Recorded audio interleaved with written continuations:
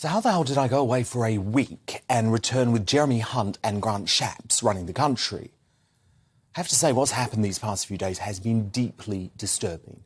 An anti-democratic globalist Remoaner takeover of our great United Kingdom.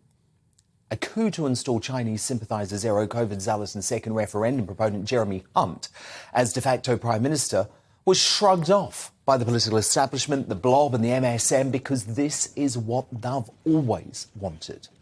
Hunt has created the equivalent of Sage for the economy, stacked with Remoaners and George Osborne-backed establishment figures. And tonight, the excellent and brave Suella Braverman, one of the few bold Conservatives left in power who just gave the best performance at the Tory party conference, has been sacked as Home Secretary, replaced by Shapps, another man who, like Hunt, failed spectacularly in his bid to become leader. Such an appointment puts both Brexit and the protection of our borders, already under threat because of the Channel crisis, at serious risk. Who the F voted for any of this? And I have to apologise for my frank language, but my fury over what's happening is off the scale. Certainly not the British public, who handed Boris Johnson an 80-seat majority to get Brexit done. Certainly not the Conservative Party members, who handed a massive mandate to Liz Truss to keep globalist fishy Rishi Sunak out of Downing Street. Not even wet Tory MPs wanted Hunt or Shapps anywhere near power. However, since 2016, destructive dark forces have conspired to undermine the biggest democratic mandate in British history, before cynically using the COVID-19 pandemic to hand over even more power to the likes of the World Health Organization and World Economic Forum.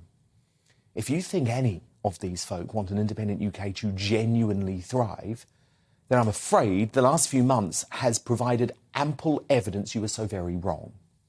If we're not careful and allow this madness to continue, it's not going to be long before Remoaner and Chief Keir Starmer marches us back into the EU, coupled with further uncontrolled immigration and a total defeat in the war on woke.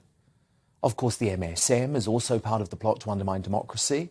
Why the hell do you think they went so hard to depose Boris from office over the most minor of indiscretions? That's why I was one of the only people in the media to insist his departure from number 10 would be a disastrous thing for Britain.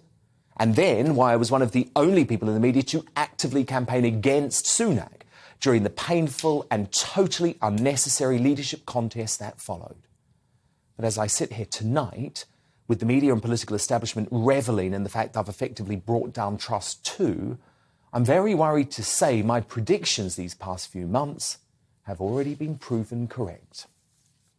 It does seem like they'd rather tear their party apart and the country by risking a disastrous Labour, SNP, Lib Dem coalition than backing Boris Johnson, the man who delivered a landslide majority in 2019 to secure Brexit. The Westminster psychodrama over Boris Johnson has to end, or this country will be handed over to the nightmare of a Labour, Lib Dem, SNP Green coalition from hell.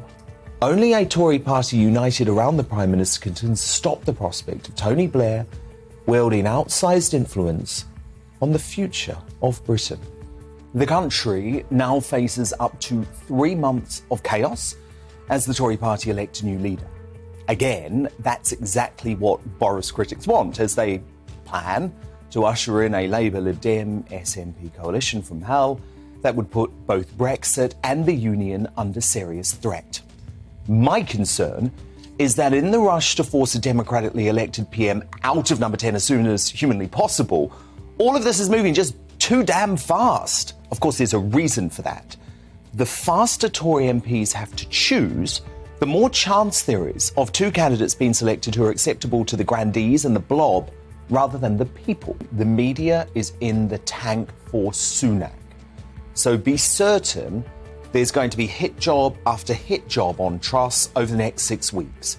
And if she becomes Prime Minister, they will attempt to destroy her just like they succeeded with Boris. Just like with the lengthy COVID lockdowns, which the same people forced upon Boris Johnson, they've won again. And now they'll continue demanding concessions, resulting in political inertia for the next 2 years. Well, let's be honest. It's going to take far less than 2 years for this mess to all come crashing down. More like 2 hours at this rate. But after all, that snake Michael Gove said yesterday The PM's job is now a, quote, job share between Jeremy Hunt and the bond markets. Well, to hell with that. I supported Liz Truss because she pledged to stand up to those dark forces by challenging the orthodoxy and not giving in to campaigns by the Blob and the MSM. So shame on her for throwing Kwarteng and Braverman under the bus and letting the Wets and her party undermine democracy.